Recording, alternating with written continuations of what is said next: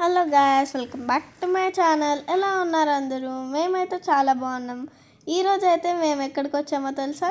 గుడికి. ఎందుకంటే ఈరోజు కార్తీక పౌర్ణమి. మా మమ్మీ అయితే చూసారా ఎంత నీట్గా ముగ్గులు వేసేస్తుందో పూజ చేయడానికి. అండ్ ఈరోజు అయితే ఆమ్లా ట్రీ కింద పూజలు చేస్తే చాలా మంచిది అంటారు. సో అందుకని మేము కూడా ఆమ్లా ట్రీ కింద చేస్తున్నాం అన్నమాట. మా మమ్మీ అయితే ఇక్కడ నీట్గా బొట్టులు పెడుతుందనమాట. యాక్చువల్గా అయితే అందరూ నీట్గా చేస్తున్నారనమాట.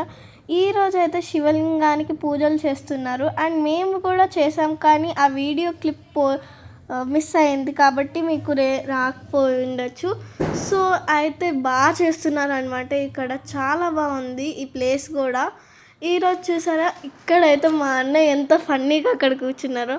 మా పూజలు ఇంకా అవ్వలేదు, ఇంకా చూస్తున్నాను. అందుకని నేనైతే గౌమాతల దగ్గరికి వచ్చాను. వాళ్ళ బ్లెస్సింగ్స్ అయితే తీసేసుకున్నాను. వాళ్ళు చాలా బాగా బ్లెస్సింగ్స్ ఇచ్చారనమాట. దేవుళ్ళు కాబట్టి ఇస్తూనే ఉంటారు బ్లెస్సింగ్స్ అందరికీ. అండ్ ఇక్కడ చూసారా, బోర్డు కూడా ఇచ్చారనమాట వాళ్ళ గురించి చదవడానికి. ఇక్కడ చాలా గుళ్ళు ఉన్నాయన్నమాట. గుళ్ళు, గోపురాలు. వీళ్ళ ఓపికకైతే మెచ్చుకోవాలి బాబోయ్, ఎంత నీట్గా చేస్తున్నారు. వీళ్ళైతే ఇక్కడ శివలింగాన్ని డ్రా చేసి మరీ చేస్తున్నారు పూజలు నీట్గా. అండ్ మా పూజలు అయ్యాయి అంటే ఇంకా అవ్వలేదు. అండ్ ఇక్కడైతే ఎన్ని గుళ్ళు ఉన్నాయంటే వెంకటేశ్వర స్వామి గుడి, వినాయకుడి గుడి అండ్ హనుమాన్ గుడి, ఎక్సెట్రా ఎక్సెట్రా ఎక్సెట్రా ఇన్ని గుళ్ళు ఉన్నాయి. యాక్చువల్గా మేమైతే ఈ గుడికి ఎందుకు వచ్చామంటే, ఇది మా పుట్టికతో నుంచి ఇక్కడికే వస్తామన్నమాట. బికాస్ మా స్టార్టింగ్ నుంచి మేము ఇక్కడికే వస్తాం. మా ఫేవరెట్ గుడి అనమాట ఇక్కడ. అండ్ మా మమ్మీ అయితే దీపం పెట్టడానికి ట్రై చేస్తుంది అండ్ కావట్లేదు.